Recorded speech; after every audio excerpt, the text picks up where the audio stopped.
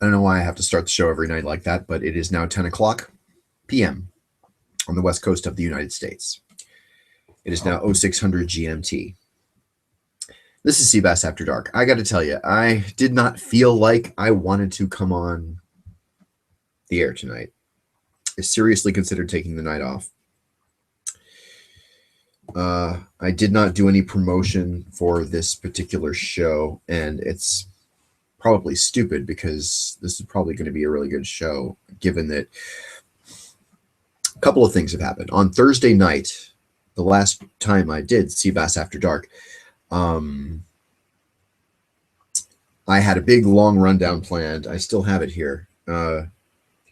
And, you know, all kinds of things to talk about. I do this pretty much every night. This is kind of the thing I look forward to at the end of every day. I don't want to even admit this, but the truth is I don't tell my Facebook audience, for instance, that I do this show. I don't tell, I have told people on Twitter maybe once. I have told people on my Facebook fan page once, I think. Excuse me. Thought I was going to belch. I am going to belch. God. There it is. Brought to you by Belch Beer. Thank you. I don't know why I have not promoted this as much. I guess the reason is, I also do a fast food and junk food podcast on Saturday nights. Similar format. Actually, it's a slightly different format. I have a partner I do that one with. And the thing about that is that I don't know. I wanted to be able to ramp up a little bit. I wanted to make sure I could do it consistently. I wanted to be able to sort of have it be good already when somebody discovered it. And so I have not shared this with my usual audience. I got some 700 people on Twitter. I've got, you know, almost, I mean, a surprising number on Facebook. I couldn't believe the number of people I know on Facebook. This was the last night I had a whole rundown and on Thursday night, and then I had to throw it out the window because my good buddy Trunks called up and we spent the hour just shooting the shit and fucking around, and it was great. Then Friday morning, Friday's kind of my night off from doing anything like this, but Friday morning, of course, if you have been paying attention to the news, you know, Leonard Nimoy died. Now, that was not a surprise. He had COPD. He was in the hospital. I knew many things were going to, you know, probably happen at some point, and I was going to have to deal with this. And yet, I was not prepared for it. It made me very, very sad. I did not shut down. I have been sleeping a little more than usual. When I'm super stressed, I do sleep a little more than usual. And I don't like this show to be kind of therapy in a way. I sort of like for it to kind of stand on its own. Sorry, give me a paper towel here. I spilled some soda. I want this to be an interesting show. I want it to be a news show, a science news show, a nerd news show. I want it to be a place where I can talk about things that are bothering me. Yes, sort of therapeutic in a way. Yes, but and of course a show where I can belch on the internet. My apologies, by the way, for that. It's not cool. But I do drink a lot of fresh Mountain Dew. You hear me open a can pretty much every night. And so when it comes down to it, belching is unavoidable. I went through a lot on Friday. And one of the things I went through was a friend. I will call him now a former friend because this guy is really not cool. He's one of those people who considers himself funny. Considers himself comedian. Now, here's the thing. Many years ago, he was a sort of partner of mine. Years before that, he was a mentor of mine. It's a guy I looked up to in a comedy way, a very serious comedy way. He came up with these things. He had a very fast mind. He wrote these bizarre little anecdotes and things that would go on the radio, and I was his phone screener. His name is Mike. And he sort of does this thing where he stirs the pot. He presents a contrarian opinion a lot of the time, and he's the only person in the world who I saw doing anything negative about Leonard Nimoy. And it was right after the announcement of his death. Like, I mean, within an hour.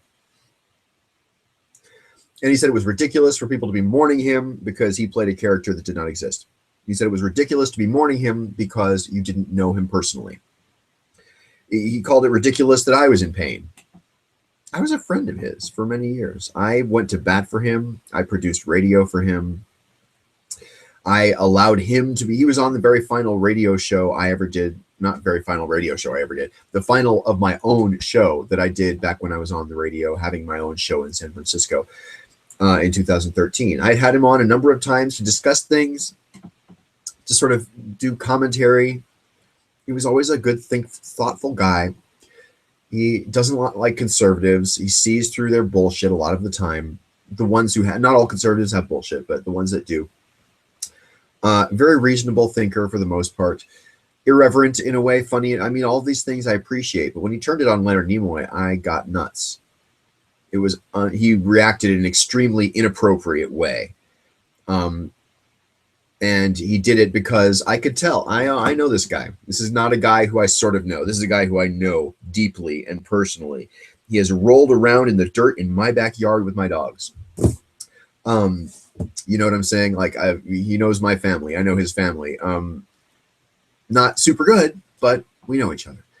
And he went on this, not a tirade, but he was seeing how much it bothered me, and he continued to do it. Now, was I taking the bait, as some people said on the internet? Maybe. What I was trying to do was touch the Mike that I knew. I was trying to get in touch with the person who I knew, the loving guy that I knew, the guy who was compassionate to a fault, like hyper liberal to the point where even I thought, I mean, I'm a pretty liberal guy. Being, you know, gay comes with a certain amount of automatic liberalness, I guess, at times, because religious conservatives have always, you know, sort of attacked gay people and on, blah, blah, blah. But it really affected me when he started shitting on the memory of Leonard Nimoy right upon his death. So I wrote this thing. I may choose to read it later. I just felt like talking about it a little bit because I realized now, sitting down to do this show, that this happened since I was last on the air. And the Fast Food Junk Food podcast is kind of its own animal, so none of this got addressed on last night. And it was very painful because then at the end of it, he called me angry and, you know, said a bunch of things about me that were, you know, mean, because he's now shifted. He's kind of an old codger now. He's not the funny, compassionate, smart, witty social commentator I once knew. He's now an old codger who is not relevant. And it's sad, because if you remember somebody who was great once and then see them degrade to a certain level, it can be, you know, it can be upsetting. It's certainly sad. But that said, I really miss Leonard Nimoy a lot, obviously. And you know what? Just so I've done it, gotten it out of my hair, let me read what I wrote. You know, for what it's worth, it was rather short. It actually is rather short. Hopefully it will be on my medium.com page, because it was. Oh, you know what? I can just pull it up straight here and read it straight off the screen. And that will be a good thing. Brought to you by Belch Beer. I say that every time. It was funny. It was maybe not even very funny the first time, but it certainly has stopped being funny. And yet I feel like it kind of excuses me for belching when I belch. That's ridiculous also. Let me pull up my Medium page. Medium.com is this great place where you can write, sort of, you know, you can write things. And here we go. Sebastian Kuntz on friendship. If you'd like to look it up, you can type in Sebastian Kuntz on friendship at media.com. An essay inspired by the passing of actor Leonard Nimoy. I will read to you the full-on version. I will sort of, at one point I will say, this is what I wrote on Facebook. When I say that was the thing that Mike's disrespectful, inappropriate tirade about Leonard Nimoy's death was what was inspired by that. I wrote a lot, and then it kind of got expanded to this full thing, because you know what? And I'm now realizing I may cry during this. I apologize for that in advance, because this is a very, very deeply personal, and it goes back. It's a very, very deeply personal essay, and it goes back to many things that were difficult for me as a kid. Here goes. Will you be my friend? That question in quotation marks. I'm fixated. I am obsessed. Since childhood, I've been unable to get this concept, of someone asking someone else to be their friend out of my mind. My grandmother once told me how she had made a new friend. I miss my grandmother. My grandmother once told me how she'd made a new friend after moving to a retirement community, and I found it touching and sweet. And as an older teenager or young adult, I was transported back to childhood and my obsession with this simplest of requests. Will you be my friend? It's so simple, I feel like it's not even uttered in real life. In real life, when people have something in common, the question doesn't need to be asked. It's an unnecessary question, and it's a question less common than, will you love me? For instance, will you love me when I'm old and gray? Why would anybody become fixated or obsessed with a question that's not needed or even asked in real life? Why am I? All my life, I've tried to figure out what makes some people like each other and what makes other people be mean. This quest started in my childhood when the boisterous, louder kids decided I would be a better target than friend. And they seemed to come to this decision for no apparent reason except I was somehow an easy target. I've been told over the years that kids can be cruel. In fact, I've always felt like people say that willy-nilly. It's a claim often made without substantiation or further explanation.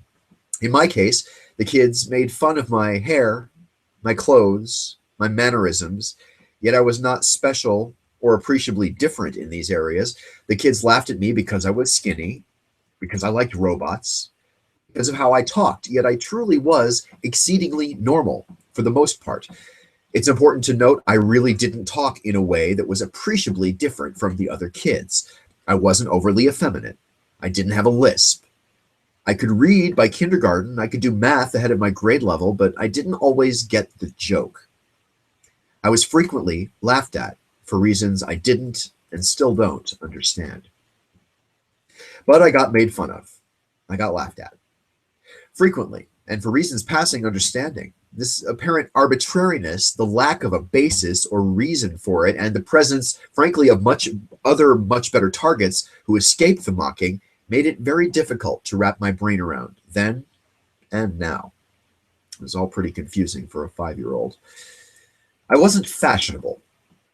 To some degree, I had control of what I wore on a day-to-day basis, but the clothing I had to pick from was on the slightly, yet not severely, nerdy side.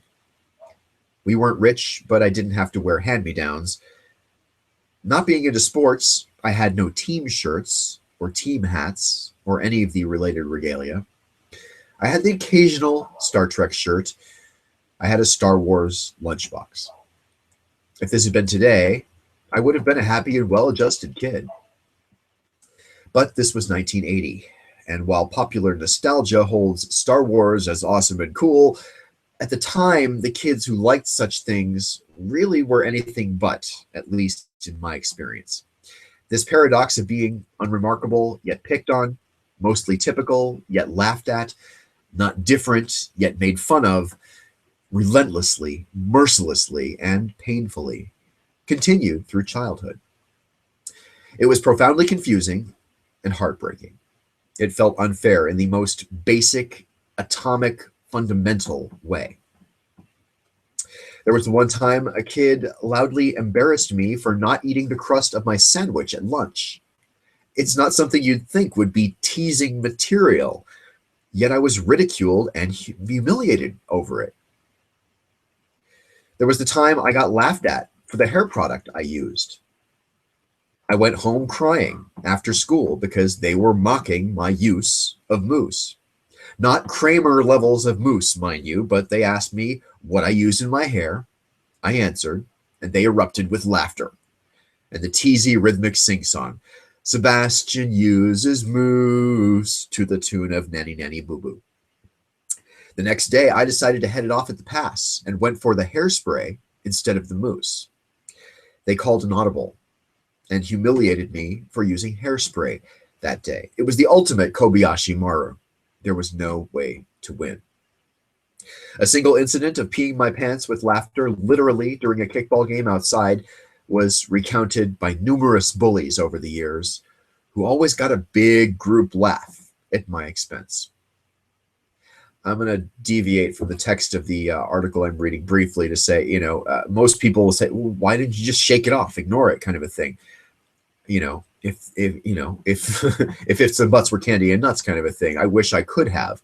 It was just really confused. I didn't understand why they were making fun of me. I never did anything to them, but they found they could make me upset and cry, and so they liked that power they had over me. Back to the text of the article. There were girls I knew who were always socially awkward. A boy who seemed to come from a lower socioeconomic status than mine, and the occasional new kid in class whose family was in the military. Logically, then and even now, it seemed that they should get their fair share of the bully's attention, yet I was always the one laughed at. If asked why they were laughing at me, even now I cannot come up with a satisfying answer. I don't know why the meanness spotlight was always trained on me, but I couldn't escape.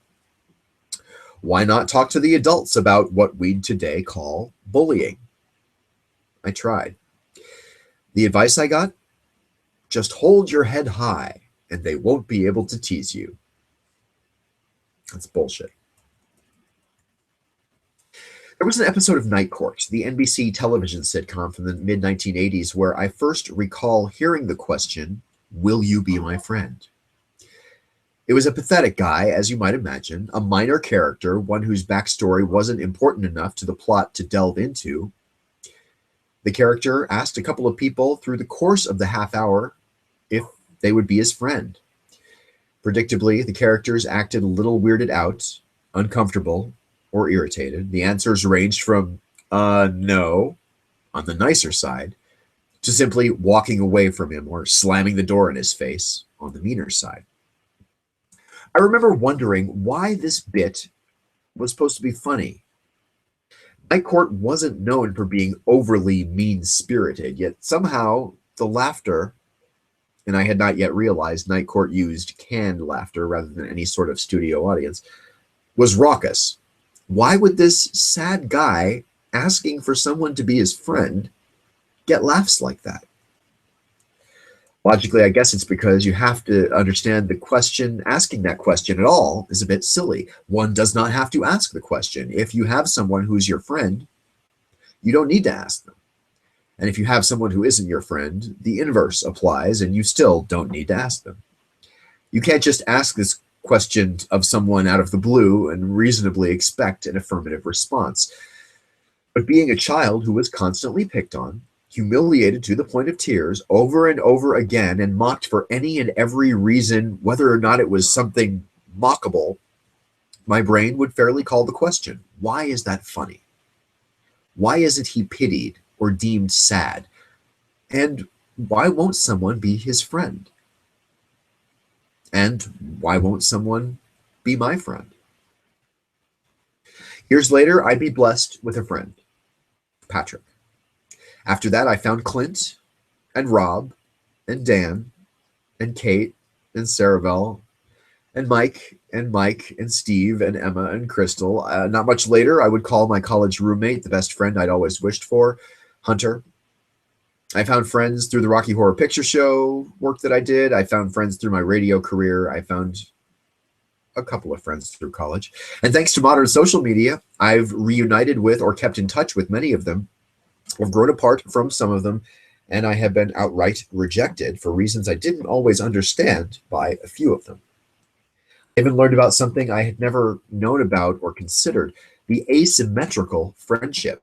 Through Seinfeld, and I learned about that, and I experienced it a couple of times. There were people who I weren't my friends. There were people who I'd wished were my friends, but weren't. This friendship shit is sticky, tricky business. Today is the day that Leonard Nimoy died. He was not my friend, although he taught me a lot about friendship. In Star Trek II, Kirk and Spock talk about being friends. In The Big Bang Theory, poor Sheldon Cooper is constantly trying to navigate the complex web of social interactions of different levels of friendship. And of course, on social media, we have online-only friends, in real-life friends, and pretty much everything in between, it seems. Through all of it, I've never myself asked someone the question, will you be my friend? But I've wanted to. On this day of Nimoy's death, more than 60 people, it's gone up from that since I wrote this, looked at the following short essay I wrote and commented, or clicked like, or touched base with me. It was very strange and special and nice. I'm lucky and thankful. I still don't understand, really, but I don't exactly feel alone. Now, this is what I wrote originally to my ex-friend on Facebook. Just so I've connected the dots for the old codger making jokes about the death of a legend, Leonard Nimoy, Star Trek has always been my life. When I had no friends as a child, and I don't mean only a few close friends, I mean 0 kids who would be my friend because I was weird and different. When the jocks laughed at me and wouldn't let me play sports with them, Mr. Spock was there. An outcast that the crew could not do without, as an example to my young brain that couldn't understand why people would be mean to someone like me who hadn't done anything wrong to them. When the time came, as I grew, to learn the difference between characters on TV and the actors who portray them, it was Spock/Nimoy that did it. When I grew some more and the jocks were still laughing at the scrawny homosexual boy who no one taught to play football ever, or basketball ever, or baseball or soccer, Star Trek and Spock's example helped me to understand different folks have different specializations. It's okay to be the computer geek while others are the sports players. When the other kids teased me or beat me up or took my lunch money, it was the logic portrayed by Leonard Nimoy as Spock that taught me to be strong and cognitive and logical, to control the painful emotions, the sad emotions, the lonely emotions. As a teen, when I lost my grandfather to suicide, it was the death of Spock in Star Trek II, The Wrath of Khan, that I used to process it and understand it. My grandfather killed himself because he coincidentally was suffering from what we call today COPD from years of smoking. When family members urged me at the time not to discuss the suicide angle because of potential social stigma, it was Spock giving his life so that others could be spared that really helped me understand compassion. My grandfather killed himself not because he was mentally ill or had nothing to live for or because he was selfish.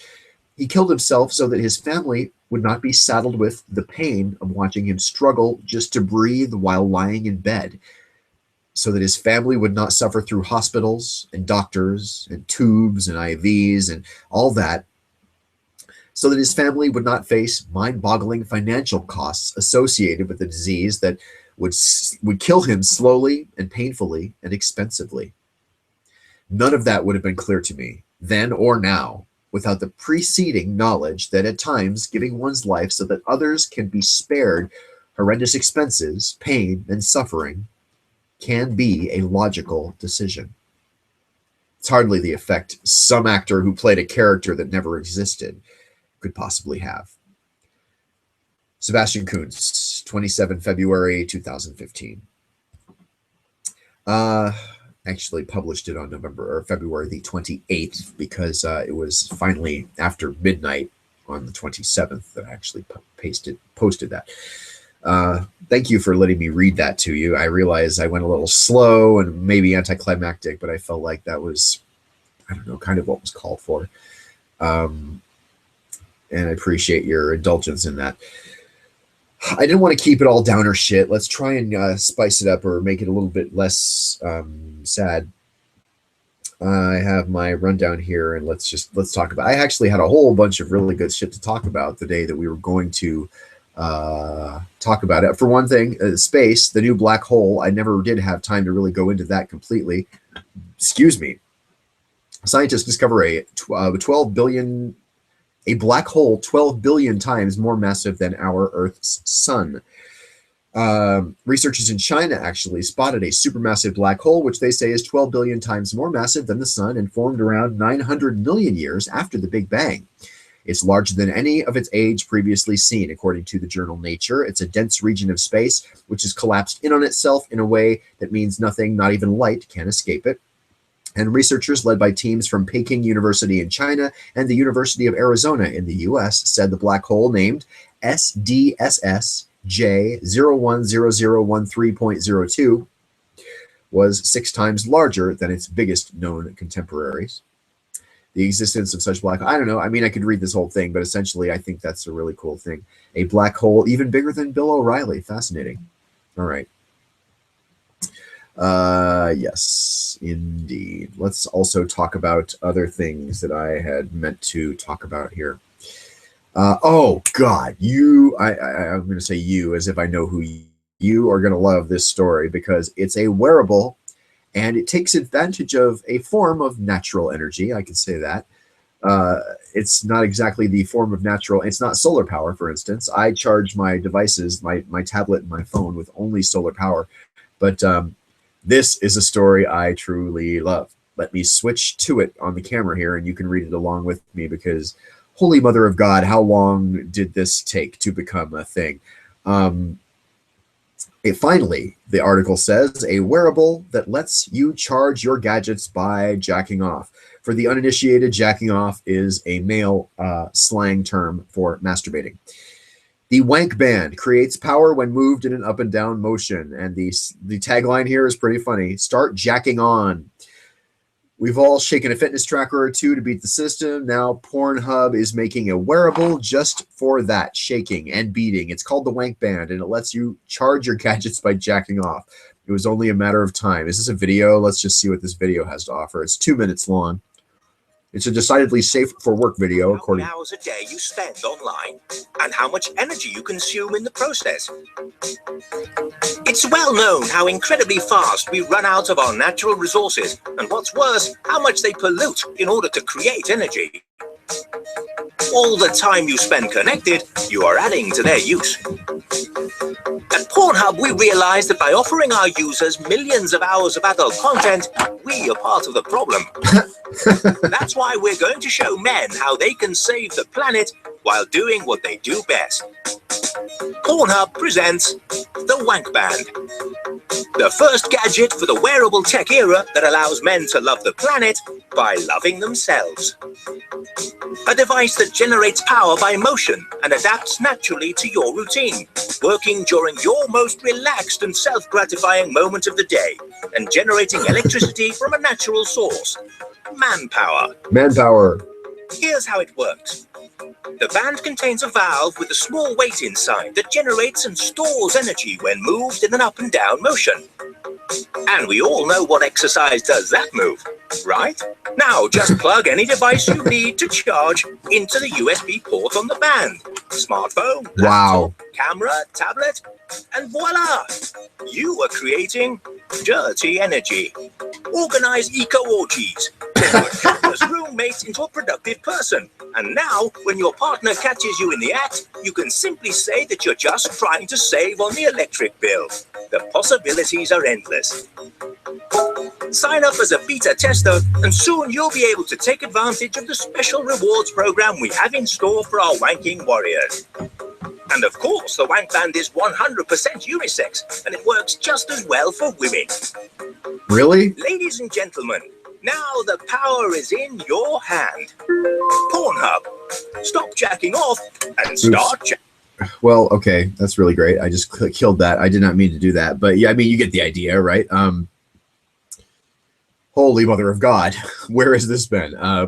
I comment a lot on where has, like the comment I made on my junk food, fast food podcast last night was about the bouquets you now see. It's not flower bouquets or fruit bouquets. The new thing is candy bouquets.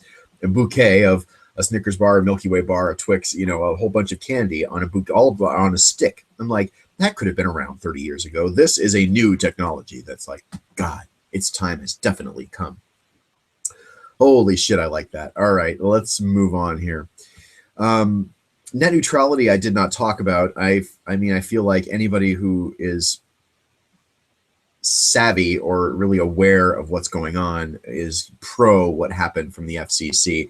That is unfortunately not completely true. There were a couple of people who I read whose opinions I trust. Admittedly, they're on the conservative side, and I'm not 100% an Obama bot.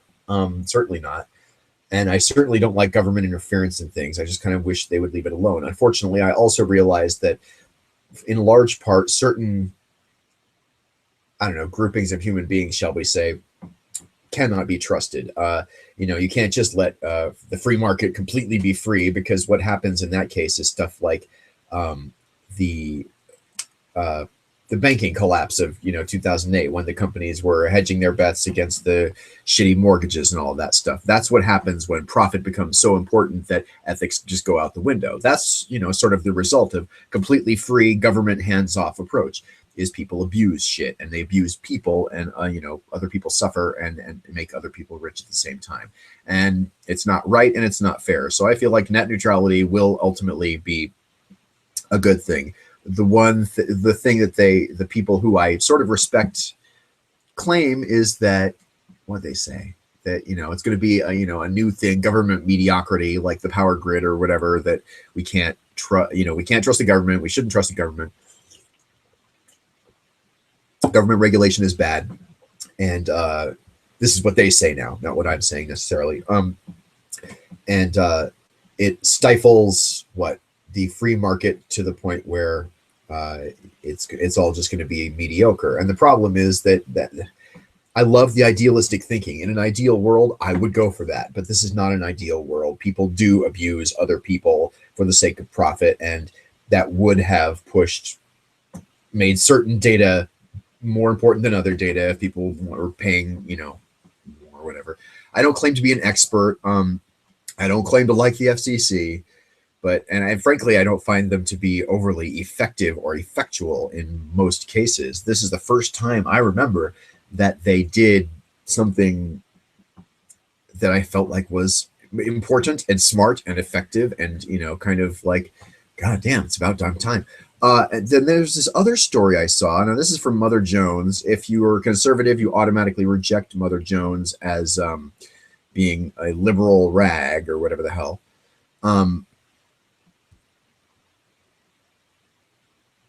Sorry, I'm reading something really fast.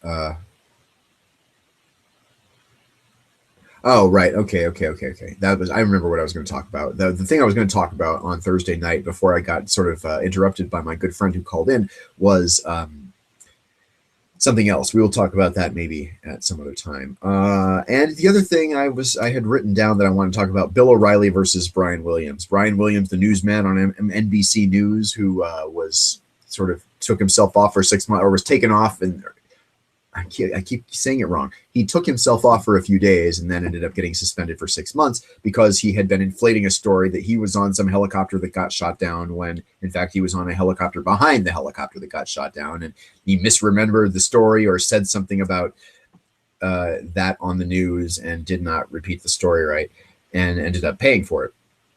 And the thing about Bill O'Reilly, fabricating or exaggerating things, LA riot stories, his time in the Falkland Islands, there's been a couple of different accusations like that I've seen. The problem with that is that's comparing apples and oranges. Brian Williams is a true journalist, and Bill O'Reilly is, I should back off of that. Brian Williams is more of a true journalist than Bill O'Reilly is. That's safe to say. They are not equal on the level of journalism, nor are they down here equal on the levels of entertainer only. Brian Williams is in large part a good journalist. Now, what Bill Maher says about the nightly network news shows is valid and true, which is that what they do is more about a feel-good newscast rather than information voters need to know.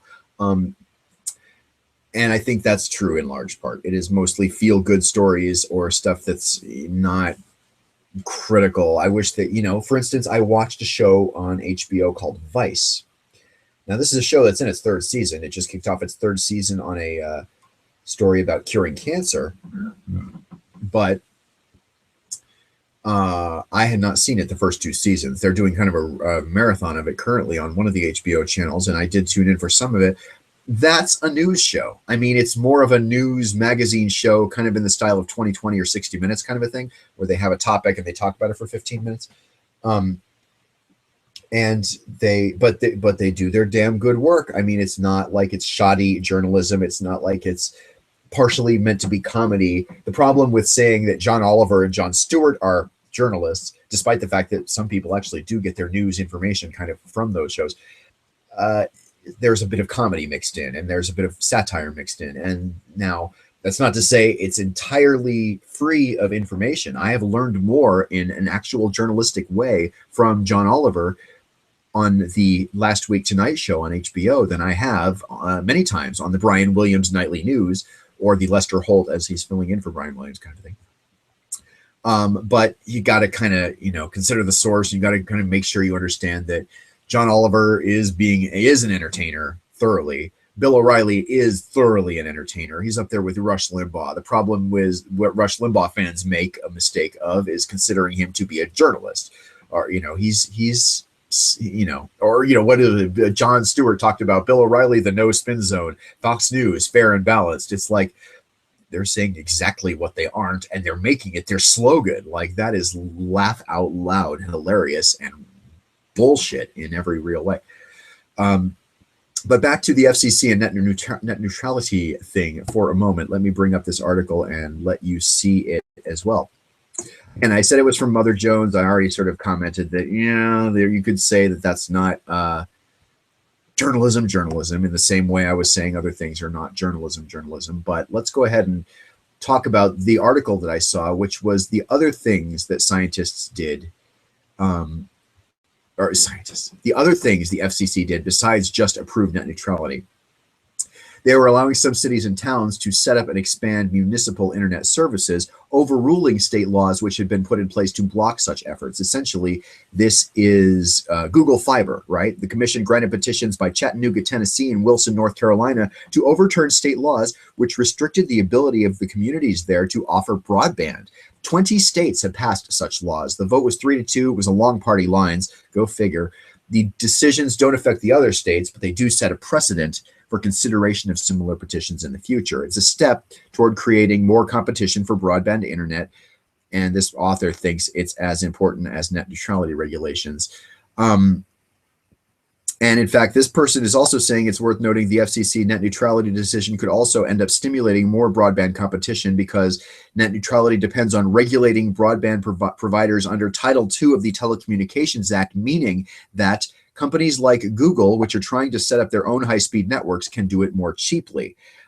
This is what we're getting at with Google Fiber. In a letter to the FCC Tuesday, Google's Director of Communications Law highlighted a potential positive. As a required telecom service, Google Fiber would get access to utility poles and other infrastructure owned by utilities. The FCC should make sure this happens because that would promote competition, spur more investment, and spur more deployment of broadband internet service. Cable and telecom companies like Comcast and AT&T have long had the right to access utility poles and other infrastructure such as ducts and conduits and right-of-way. Google Fiber, which competes against Comcast and AT&T, has not had that right, and the service has had trouble getting access to utility poles. Hooking up homes using poles is about a tenth of the price of digging trenches across streets and sidewalks. This person writes, pole access is fundamental, and Google will never be able to make the case for Google Fiber without pole access.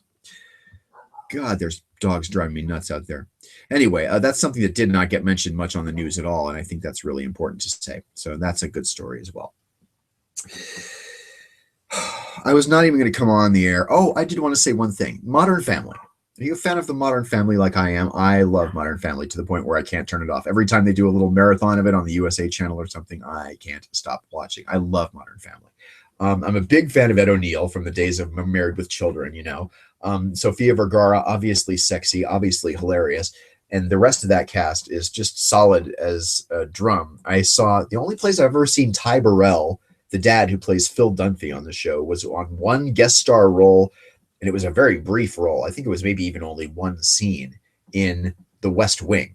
It was a funny scene. He was kind of his self, kind of dry, funny self in that, but it was really good. Julie Bowen, who plays Claire Dunphy, I am a fan of from two other shows. Let me think. Boston Legal. Maybe that's it. Maybe it was just Boston Legal. I thought she was on another show I watched as well. Anyway, And then the two gay guys. I've never seen Eric Stone Street before, and for some reason, the name of the actor who plays Mitchell Dunphy is completely out of my mind right now, and I probably should look that up. But anyway, it's this ensemble cast, and I really like it. They did an episode that was all, and I mean all, 100% of the episode took place on a screen like you're watching me now. It was video calls, and they were Skyping back and forth and sending Facebook messages back to each other. And the mom she thought her oldest daughter had gone to Vegas to get married because she'd gotten pregnant. And it turned out that she had lent her phone to her friend who went to Vegas or who'd gotten pregnant or something like that. It was just a really funny episode. But the crazy thing, kind of in the spirit of the Seinfeld episode that takes place in reverse, where you see the end of the episode first, and then you keep backing up 5 minutes or 10 minutes to see, or a couple of days or whatever, to see what had caused this scene to happen. It was kind of a weird, wacky episode of Seinfeld that is unique in a way. That series. But this is going to stand out like that as far as Modern Family goes. Very unique, very modern.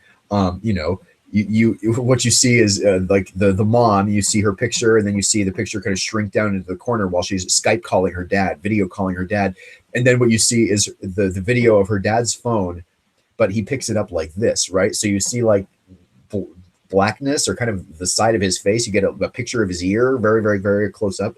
And she's like, "Dad, hold the phone in front of your face. This is a video call, not a phone call." It was all very, very, very funny. It was all very fast. It was meant to be frenetic and 90 miles an hour because, they're trying to find their daughter. Did she go to Las Vegas? Is she pregnant? Oh my God. And so as a result, I think older viewers may have some trouble sort of keeping up with it, even if they were into Modern Family. But God, I can't wait for the show to rerun. If you ever get a chance to watch it, or if you're within the sound of my voice and you want to see this, it's worth watching. It's really very, very good. Let's see here. The 9/11 conspiracy, or conspiracy theories in general. That was kind of going to be the theme of my show Thursday before I got hung up and talking to Trunks. I really like it when my friends call in, but then the plan I had, which is usually kind of, I end up getting excited about it because I'm like, oh, I can talk about this and I can talk about this, and I end up writing and I end up doing things. And then when people call in, it's like, shit, I got to throw my plan out the window. But I just save it for the next show, right? Conspiracy theorists, why are they full of shit? Why are people who believe the moon landing did not happen full of shit? Why are people who believe the JFK assassination was from the government full of shit? Why are they people who think the 9/11 attacks, or the Holocaust did not happen, right? Those are the two big ones. The Holocaust did not happen, and 9/11 was a government conspiracy, whatever the hell.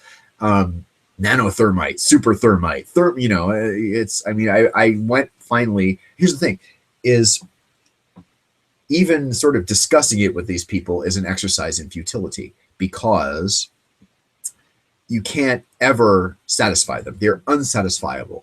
The people who think the moon landing is a conspiracy think so because of evidence they have engendered up, which turns out to be full of crap. Look, this rock has a letter C on it, and that therefore makes it a rock from the prop department that was turned the wrong way, and the C shows up on the camera, and it's a blooper kind of a thing. And what this, this is an example from the Penn and Teller bullshit episode of Conspiracy Theory. But they're like, no, that's just a hair that was when the photo was reprinted. If you go back to the original photograph of this rock, there is no letter C. It's in much higher resolution. And it's just kind of an interpretation people made after the fact that turns out to be completely bogus and wrong, and really based on a misunderstanding in the first place of what, how movies and TV shows are made. Props are not marked in that way. Why are there no stars in the pictures they took on the moon? Well, it's because of exposure. If you know anything about photography, the old kind of photography, there's different exposures, and sometimes you're set for high light, sometimes you're set for low light. And the astronauts, as the person who debunked that said on the Penn and Teller episode, the astronauts went to the moon to take pictures of not the sky.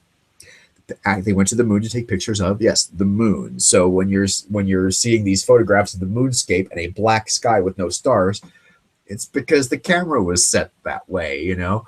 How was the flag fluttering in the breeze? Well, it really kind of wasn't. Why do they have these sad looks on their faces, the astronauts, when they're, you know, in this photograph in this like tank, and the Nixon president guy is talking to them, and they all kind of look like this. Well, they show a later photo where they're like, here's what happened after, you know, after the speech from Nixon. They're all ding, they're smiling and they're happy. It's like, you got to be fucking kidding me. You know, that's just weak sauce, man. And it is not worth even engaging conspiracy. Why would you ask questions? And then the conspiracy theorists say things like, you know, they either think you're kind of part of the conspiracy or defending the conspiracy, or they say stuff like, you're egotistical because, you know, we're asking questions. Don't you want to get to the truth? And I'm like, you're not getting to the truth by asking these questions. You're masturbating mentally. You know, government ineptitude is not very sexy.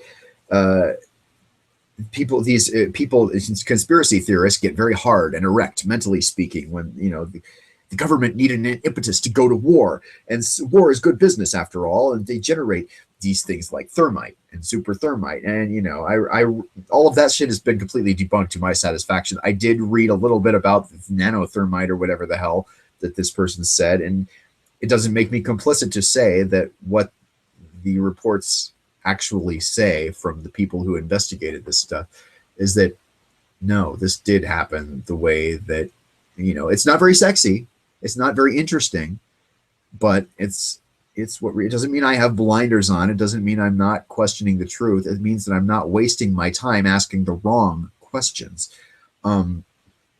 We don't live largely in an X-Files government conspiracy whodunit kind of a world. But you notice how they never stop? The moon landing was how many years ago? The JFK assassination was how many years ago? Nothing is ever explained or satisfactorily, or, you know what I'm saying? They always keep going. They always keep going. Aha! You know, and then when something does not, well, you know, we don't know all of science yet, for instance. The way science works is that you premises lead to conclusions, and when we get a new data point or a bit of information, we sort of incorporate that into the premises, and maybe it changes our conclusion a little bit, maybe not. One of the quotes they use from one of the conspiracy theorists in, I think, Portland is, you can never convince me that this was not a government thing. And it's like, that's a red flag. Real skeptics demand to be convinced. They demand to be convinced with actual evidence. And, you know, and the other thing that they sort of do is, it's funny because during my research for this Thursday night, I was really sad I didn't get to make this point on the previous show, was that they're now saying, I believe to question the 9/11 thing in that way is a desecration to the survivors. It is a urinating on the memory of the people who died. It is disrespectful in the extreme to the families of the people who died. And the nouveau kind of way of dealing with that is to say that it's yet another tactic by the defenders of the conspiracy or whatever. It's like, there is no satisfying it. And even to have talked about it as long as I do makes me feel dirty. I'm going to need to go take a shower after this, because these people are the ones who have blinders on. They themselves are the ones that are asking the wrong questions. And it's sad.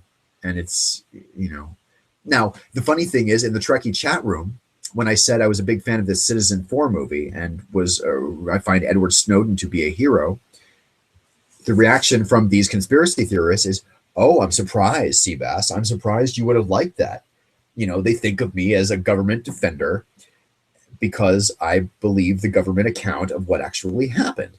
And that's another really bizarre leap in logic, because I don't want the government, you know, I'm gay, right?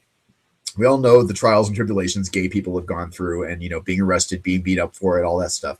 And, you know, that's a kind of way in which I am very libertarian. When it comes to my sexual proclivities or what I like to do in the privacy of my bedroom, the government needs to stay as far away as possible and not make laws in, you know, you can make laws to protect people, I guess, but, you know, to make laws to outlaw certain things, is really, you know, off the charts, out of line. And you know, I'm pretty libertarian for the most part. I don't like being taxed. I don't like paying taxes. Now, do you have to? Yes, you have to. Does that make everybody who pays taxes a conspiracy or a government defender? No. What the government is doing in intercepting internet communications on American citizens in the Edward Snowden thing is off the charts illegal and incorrect, and it's not going to help us be safer from terrorists. And you know, I mean, there are people, and one of the, you know, this ex-friend of mine I keep talking about, Mike, who says that essentially ISIS is not a threat to him or his family. And I really had to think hard about that, but I kind of think that's not wrong. I think that's correct. ISIS is not a threat to me here in the United States. It's not a threat to Mexico. It's not a threat to Canada. There are morons who somehow get, that's what I don't get about this stuff, is the morons who decide, because they're angry at the state of things, because they're, you know, I really cannot wrap my brain around people who live in this country who want to go join ISIS. There was a story I read on, was it the New York Times or the New Yorker magazine or something? One of those places where it was this really buff, hot looking guy who I think was Muslim, but didn't really, you know, wasn't like crazy Muslim. I mean, he was just a regular Muslim, but he was much more interested in working out and being a personal trainer and, you know, trying to attract girls as a straight guy. And he was just he was a normal, really good looking guy, and he became kind of so disenchanted. I mean, something clicked, something went crazy in his brain, and damn sure that guy went and, you know, now is part of ISIS or ISIL or whatever the hell. You know, I mean, I would love to be able to say we should just carpet bomb that out of existence. The problem is that's like an idea. It's a perverted and bizarre idea, but it's an idea, and you can't really, as Trunks said, I think with me, you can't really bomb an idea out of existence.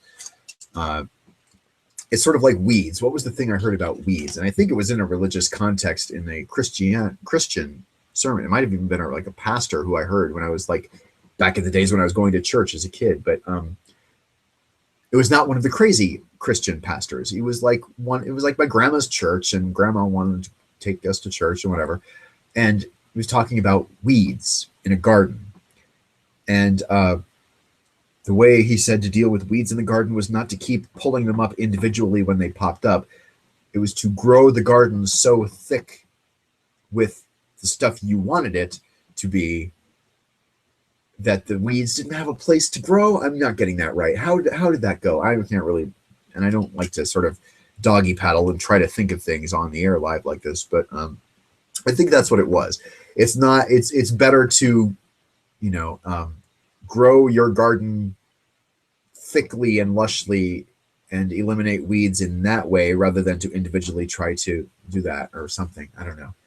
Build a strong enough dam that will keep the water in rather than try to poke your finger in the holes of it. I don't remember. I'm going all over the place with this shit, but I sense that that's kind of a parallel, is that you can't really bomb ISIS out of existence. You can't really, you know, kill them individually. You have to kind of, you know, but rising tide floats all boats or whatever the hell. You have to kind of make things better and win the hearts and minds, or and all this other happy horse shit we hear from the American government.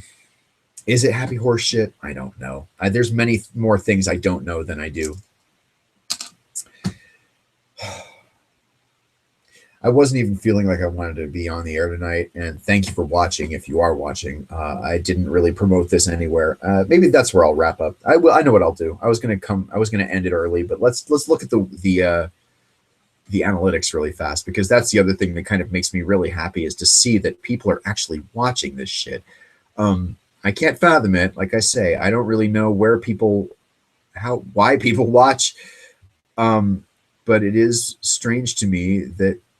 Okay, that's not what I wanted to share. That was the black hole story. Yeah, let me share the correct thing here with you, and let's go to YouTube and look at the analytics briefly, because that's just really insane to me, being able to measure how many people are watching and sort of see when they're watching. That's the other thing. If I go to this page and I pull up YouTube, and I go to my page, and I click the Creator Studio here, and then we can look at the actual analytics. See this? Time was when the amount of views here and the number of minutes watched here were about the same for any given period. For 7 days, it would be 500 views and 500 minutes, or it wouldn't be that much, but they would be about equal. Now, it has more than doubled. It's approaching tripled the estimated minutes watched. So it's not like views are up any higher than they had been, but the amount of time people are spending watching me is way higher compared to what it used to be, certainly. Let's see if we can get this to pull up here really fast as we close things down. The last 28 days, I like to look at the last 30 days. And let's see. Okay, so 1,595 clicks on videos of mine that I have. 4,300 minutes. That's over 3 days in the past month. 3 complete days have been spent watching shit I put out there. And the biggest ones are the Buttery Jack Cheese Review and the Fast Food Junk Food Podcast. None of my sort of cBaS After Dark shows have really hit the top 10. But if I go to the last 7 days, you can see that, okay, so in the past 7 days, the number of people who've clicked on my videos is down about 9%. The number of minutes watched is up by 25%. It keeps going up. That's the figure that keeps going up. And as far as the top 10, cBaS After Dark is numbers, 7, 8, and 9 here. What are these other videos? I actually uploaded a Domino's pizza commercial that I found that stars Simon Helberg, who is Howard Wolowitz on The Big Bang Theory. And that gets watched a lot. That got watched 61 times. And then this story I did about Bill O'Reilly's anger management issues got clicked on 32 times. The story I did about the Gay Porn Awards from 2007, that shit is 8 years old. And it's still my number 3 video, even in the past week. The Fast Food Junk Food Podcast got a lot of views. We spent about an hour and a half on the air there, and the number of minutes watched is over 2 hours worth of that in a week. I